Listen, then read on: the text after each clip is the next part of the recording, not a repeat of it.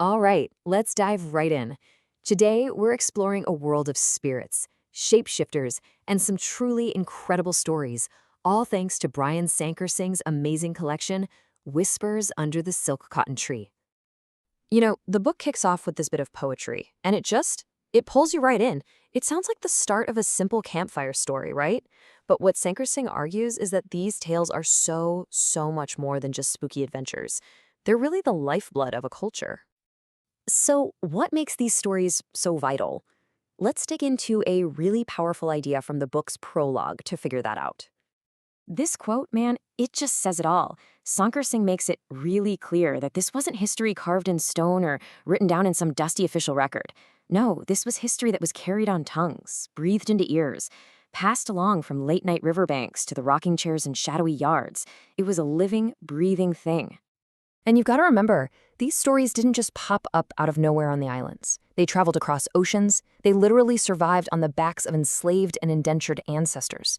That makes this folklore a direct line to a history that official records just ignored or even tried to erase. This is the history of the people, told by the people. But as you can imagine, this powerful tradition is now up against a very modern challenge. The author paints this vivid picture of a cultural battle, a real showdown. On one side, you've got the crackle of the fireside tale, that space for connection, for community storytelling. And on the other, the glow of screens, a flood of imported cartoons, social media, globalized everything. It's a huge shift from active communal storytelling to just passive, isolated consumption. And look, this is way more than just being sad about the good old days. Sankar Singh says it's an existential threat. Think about it.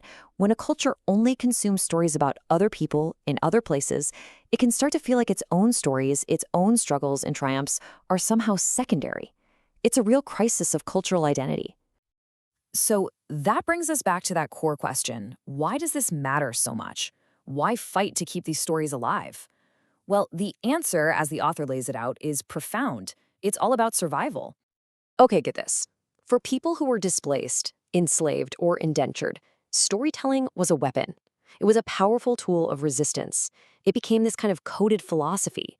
A story about a greedy spirit hoarding all the fruit wasn't just some tale for kids. Oh no, it was a thinly veiled critique of the plantation owner.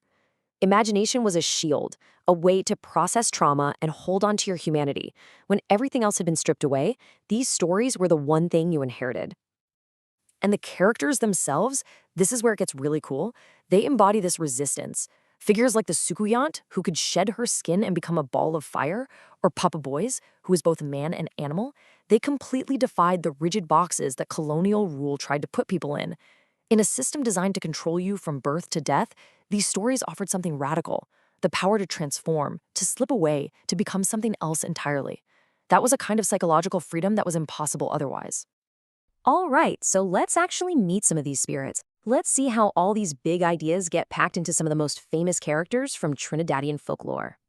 First up, you've probably heard of her, the infamous La Diablesse. She's always shown as this beautiful, mysterious woman who lures men deep into the forest, leading them to their doom. But, like with all these stories, there is so much more going on beneath the surface. So her beautiful appearance hides this monstrous secret, a cloven hoof. And that detail, that's not just for a scary reveal, It's a powerful symbol. It's a warning to look past the surface of things, and a lesson about the very real consequences of temptation and moral transgression. Okay, so from the deceiver, let's meet a completely different kind of spirit, Papa Bois, the father of the forest. He's this incredible hybrid figure, part man, part animal, a true guardian of the natural world. In an age of deforestation and climate crisis, that roar from Papa Boys, "You think this land is yours to burn?" I mean, wow. It feels more urgent than ever, doesn't it? The author basically asks us, couldn't we all learn a thing or two from Papa Boys about respecting the very environment that keeps us alive? So all of this, it's building to one final, really powerful argument for why these stories aren't just artifacts of the past, but an absolutely essential part of the future. Keeping this folklore alive is an act of reclamation. It is a powerful declaration. It's like planting a flag and saying, our imaginations are not colonized. Our ancestors' wisdom is still profoundly valid. It's about protecting a cultural identity as fiercely as you would protect your own home. And the author leaves us with this final question. And it's not just something to ponder, it's a call to action. It's a challenge, really. It reminds us that keeping these flames of culture burning isn't somebody else's job. It's a shared responsibility. Because at the end of the day, if a people don't tell their own tales, who will?